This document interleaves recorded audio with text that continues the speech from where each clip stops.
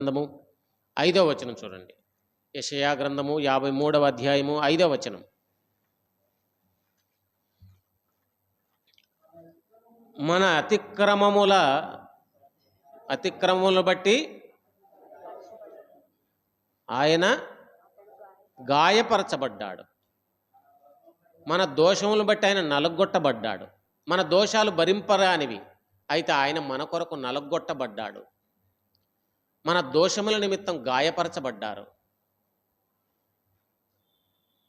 నేను దోషిని, నేను పాపిని, కానీ నా అతిక్రమముల నిమిత్తం, నా దోషముల నిమిత్తం ఆయన సిలువలో నలగొట్టబడ్డారు, గాయపరచబడ్డారు.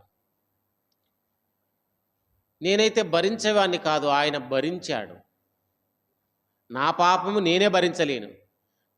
నీ అందరి సర్వలోక అన్నాడు, లోక పాపమును మోసుకొని పోవు దేవుని గొర్రెపిల్ల. అందరి పాపాలు ఆయన మీదనే పడ్డాయి. ఎవరి పాపం వాళ్ళు మోసుకోవడానికే భరించలేం మనం. ఇప్పుడు మనందరి పాపాలు, భూమి మీద మనిషి పుట్టబోయేవాడి పాపాలు కూడా, మొత్తం సర్వలోకములకు సర్వ జనరేషన్స్ కదా ఆయన చేసిన యాగం. మొత్తం మానవులందరి పాపాలు ఆయన మీద వేసుకున్నాడు. అందరి అతిక్రమాలు, అందరి దోషాలు ఆయన మీద మోపబడ్డాయి. ఆయన నలగొట్టబడ్డారు, గాయపరచబడ్డారు. ఆయన మన కొరకు పాపముగా చేయబడ్డారు. ఆయన శిలువ మీద మన పాపములు మోసుకున్నాడు. పేతురు రాస్తే ఏమన్నాడు చూడండి. పేతురు మొదటి పత్రిక 2వ అధ్యాయము 24వ వచనం.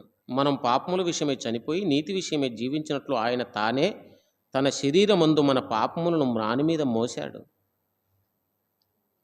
మన పాపములు ఆయన మోశాడు. ఎంత క్లియర్గా ఈ విషయాన్ని మనం గ్రహించి ఆయన స్తుతించాలి.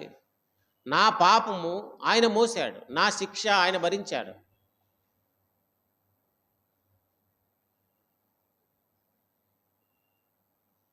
మా నిమిత్తం నీవే ప్రాయశ్చిత్తం చేశావు, నీ కుమారుణ్ణి మా కొరకు పంపావు. ఆయనను ఒక పాప ముద్దగా, శాపముగా, శిక్షను అనుభవించేవాడిగా, అతిక్రమాలను మోసేవాడిగా, మా దోషాలను బట్టి శిక్ష పొందునట్లుగా ఆయన నీవు శిక్షకు అప్పగించావు, నలగొట్టావు. నీ కుమారుని నీవే ప్రాయశ్చిత్తం చేసావంటే ఏం చేశాడు ఆయన? తన కుమారుణ్ణే మన స్థానమున చావునకు అప్పగించాడు. నీవే ప్రాయశ్చిత్తం చేశావు. దేవా, నీ మందిరానికి వచ్చాను, నిన్ను స్తుతిస్తున్నాను. అయితే నాలాంటి పాపిని కూడా నీవు కనికరించిన కొరకే నీ కుమారుణ్ణి మరణానికి అప్పగించావు. నీ ప్రేమ అంత గొప్ప.